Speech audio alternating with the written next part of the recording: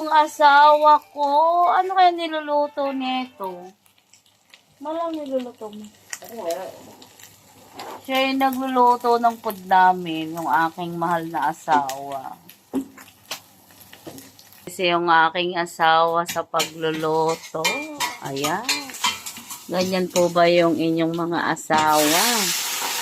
Ayan, nagluluto daw siya ng adobong pusit. Masama kasi yung pakiramdam ko, kaya yan. Siya yung nag-aasikaso dito sa loob ng bahay. Niluto daw siya ng aming pagkain. Adobong pusit daw po yung niluluto niya. Yun. Ginisan niya lang siya sa bawang sibuyas.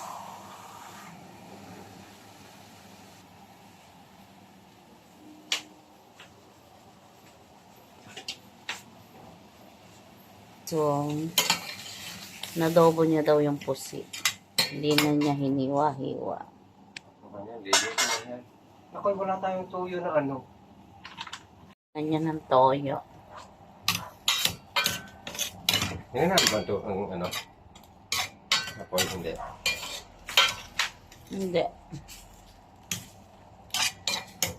Kasi pag naman ang asawa ko talaga.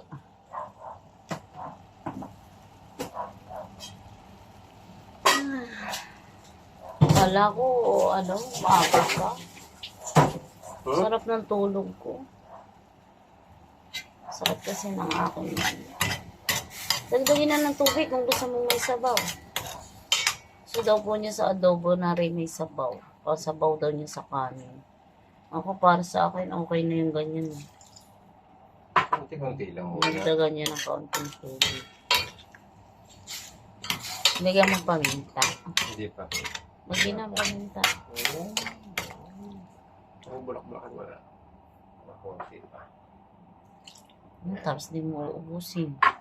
Shush! Opo. Sige yung imam mo eh. Sigurado ka ubus yan. Yung sabaw. Oo. Lagyan ng paminta.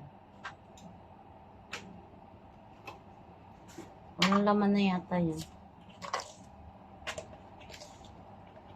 Yan, nilagyan niya ng paminta. Lalagyan mo ng suka yan. Mamaya, pagluto na. Kasi mamaya din pagka kung hindi maalat doon sa ano ng tuyo. Alat na kaunti. Pag nalagay na suka, panama yan. Wow! Ang sarap naman ang luto ng asawa ko. Lagyan na ng suka. Huwag yung suka na yun. Gusto mo yung suka Ay na? na, maubos na rin. Nalagyan niya ng Ano ba yun? suka. Konti lang. Kasi matapang kasi ang suka.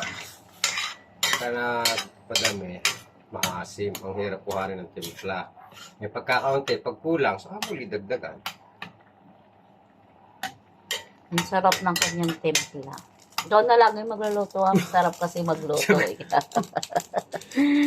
Sarap na luto niya, guys. Oh, siya na lang magluluto lagi kasi masarap siyang magluto. Kung sinasabi mong masarap para ako ang maglutuin. Di walang bola. Masarap talaga. Ayan o, niluto niya. Ayos na daw. Wow, mukhang masarap. Patikim nga. May iga na yan. Kailangan tanggalin na ano yan. Eh, wag mo nalagyan ng laman at mainit. Hindi ko makakain. Hindi. Patay mo yung tangki.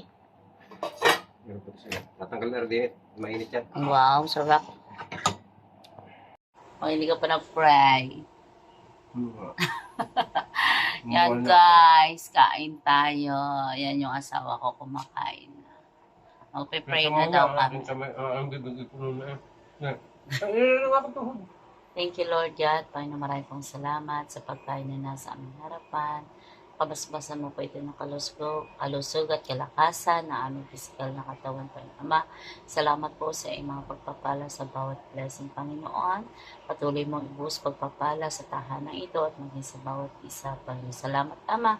Sa iyo namin, Lord, tinataas ang lahat. Binabalik pa po. Pasasalamat sa iyong dakilang Pangalan Jesus. Amen. Yan, sarap ng aming food. Luto po yun ng aking asawa. Ayan.